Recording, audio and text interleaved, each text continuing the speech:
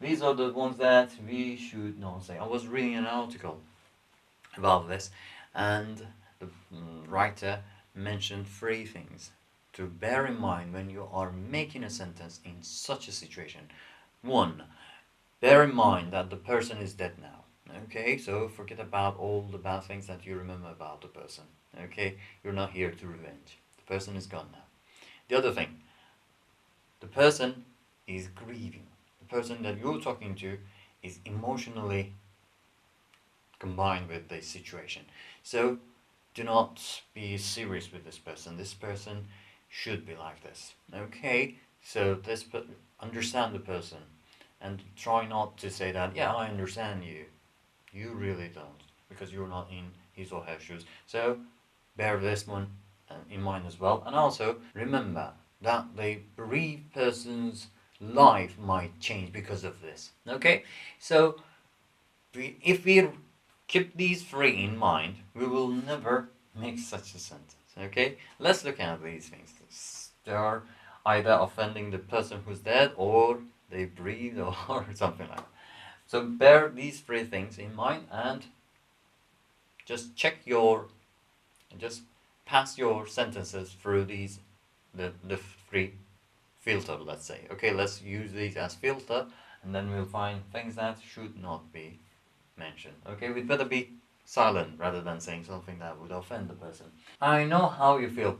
Yeah, we try to say something so that the person feels better, but really we do not know how the person feels. We're not inside the person. Okay, the person has lost, let's say, the grandfather. Then you say, yeah, I have also. I understand. I know this. No, you don't understand. You don't know this. Why? Because you're not me, and your grandfather is not my grandfather. So they are different. Your relationship is maybe better or worse. I don't know. But that is not the same thing. So forget about this. You don't know how I feel. Don't say this one to me. Say something else. Alright? He or she is in a better place. Who knows? Who says that? If you like his place, you can swap places. The person might feel like this, might get angry, and might say something like this to you. If you say he or she is in a better place, so really, do you really envy that place? I can give you the place if you like me to. You might make the person angry, so do not talk about these things. The person you're talking to has lost someone, is emotionally involved with this thing. So do not talk about a better place. No, that is not something that you're sure. So do not mention it either. How are you doing? How are you holding up? This is, I have heard this one being said to someone. That is not really a good sentence to be said. You're you're not talking to someone who is healing. You're not talking to someone who has had an operation. You're talking to someone who has lost a close friend, a close relative.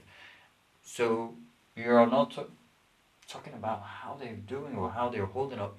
Is not really a that is not a good question. You'd better ask something different. Okay, so this is not what the person is thinking of. The person needs some time and space, needs to be in this position, needs to cry, needs to grieve. Okay, so you do not want to take the person out, just push him to future. No, we need to leave the person some space, some time to just go over this. Okay, we can't just ask them to leave this situation and just carry on like others, their normal life. Okay, we need to be careful with these things. Okay. Yeah, this one is terrible. Now you can start moving on with your life. Now you can start moving on with your life, or now you can start moving on, especially when someone has let's say, a patient for years. Yeah, you have a patient at home for years, and you have to take care, and the person is now dead, and you're just reminding the person, you're free. Oh, the person would not be happy, rubbing hands together to each other. No, no, no. The person is grieving. So especially when someone has lost someone after a long illness or something like that. You can't just tell them this. You need to leave them some space, some time. Give them some time to just find themselves. So this is not a good one either.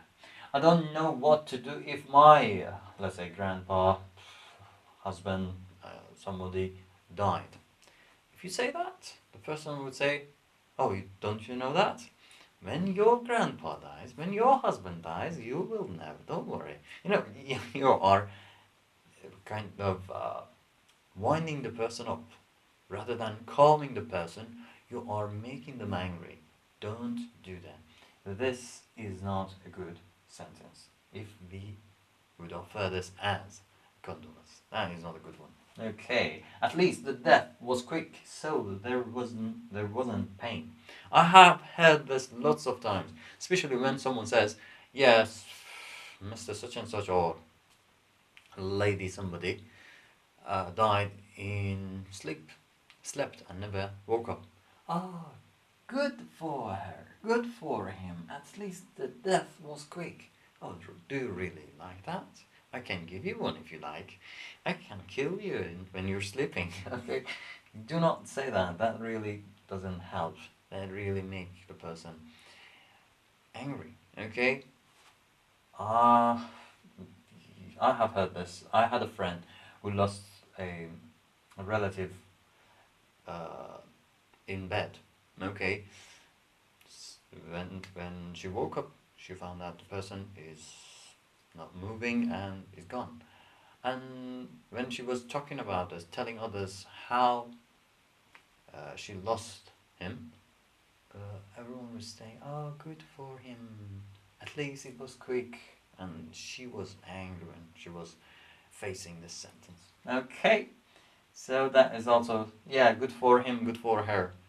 No, good for you. If you want me, I'll swap places. I'll give you that kind of death if you want me to.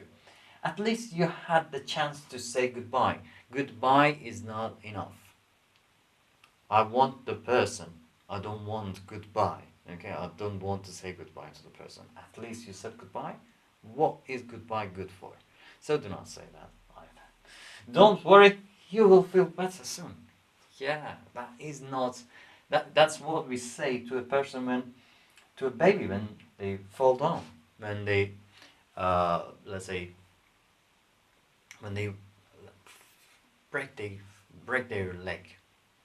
If they do this, say, "Don't worry, you will get well soon, you will get better soon," or these kind of things. But not to someone who has lost a close friend or relative. Okay, so avoid saying these sentences or anything like this. Just bear in mind those three sentences, those three. Let's say the filter: the person is dead, the bereaved person is in pain, and also the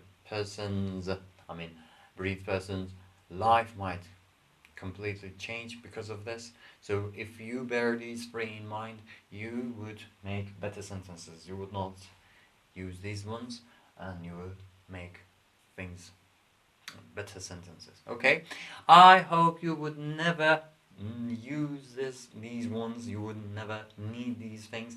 But well, this is life. You can't say never. People go, so you have to. Yeah, sometimes you have to use these sentences. So know what to say at least. Okay. I hope you always need sentences to congratulate other people, not to show sympathy. And I hope you a happy life.